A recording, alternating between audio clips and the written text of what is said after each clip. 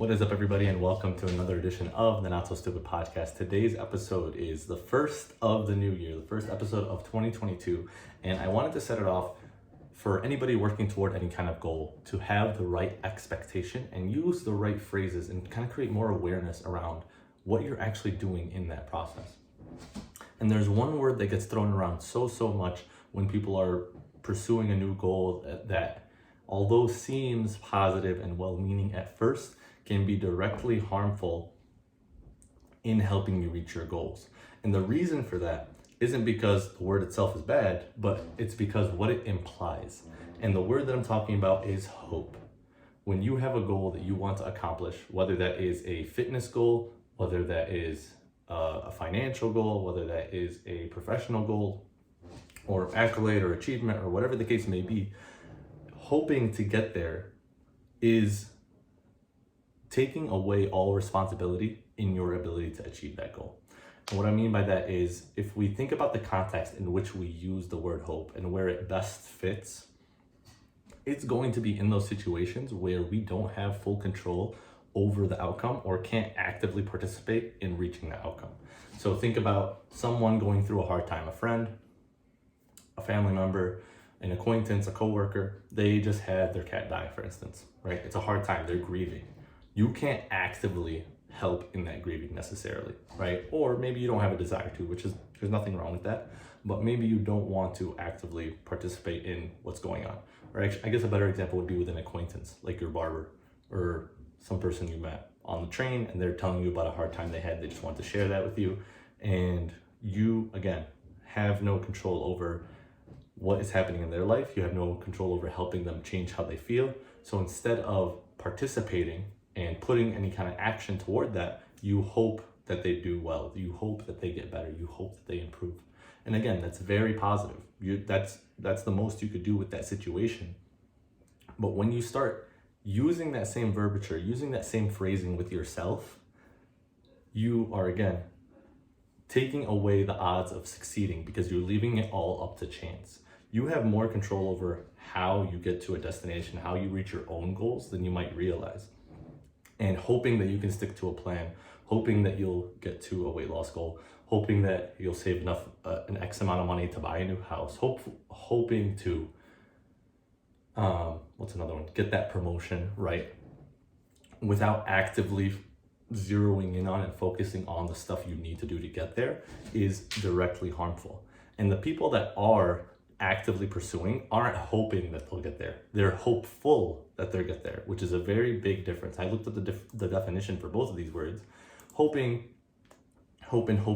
is a feeling of trust, which again is not something, it's not a feeling of confidence that you're doing something. It's a feeling of trust that things will kind of work out, or a feeling of expectation and desire for a certain thing to happen. So you want this thing to happen, but just wanting the goal isn't the same as achieving the goal, right? Everyone, you know, if you're a sports person or whether you know sports in depth or not, only one team wins the Super Bowl. That doesn't mean they're the only team that had the desire or were hoping to win the Super Bowl. Every single team in the league, in the NFL, wants to win the Super Bowl, but they all hope to do that, but only one can actually do that. Only one is actually hopeful that they're going to be follow through with that. And hopeful is feeling or inspiring optimism about a future event. It means that you have a high degree of confidence and, again, optimism that you'll reach or achieve this certain goal, this certain outcome, this certain event. If it's a weight loss goal of losing 20 pounds, if you just hope to lose the weight and you're kind of just, you know, the people that hope to lose the weight that I usually come in contact with make a couple good choices here and there. They move a little bit here and there, but they don't actually know whether what they're doing is actually helping or not. They're just hoping these random things that they're doing, these random diets, these random supplements that they're taking are going to take them to that destination, right? And that hoping is all blind trust in the random acts that you're doing, right? And again, just like using the acquaintance example, you're hoping that they feel better, you hope they get better. You're giving blind trust, blind faith into their ability or life's interventions or the people around them to help them get better. But when you're hopeful, you know that you're doing the things you need to do to get there. You know that the system and the process you're working on is taking you to that destination. It's leading you there. You're tracking your food. You're aware of your intake. You're moving. You're getting X amount of steps a day. You are training regularly, and you know you're training hard. You have all these measurable and proven methods to take you to that destination. So you move from a place of hoping, where you just have blind faith and trust, to hopefulness, where you are optimistic and confident you're going to get to that destination with time.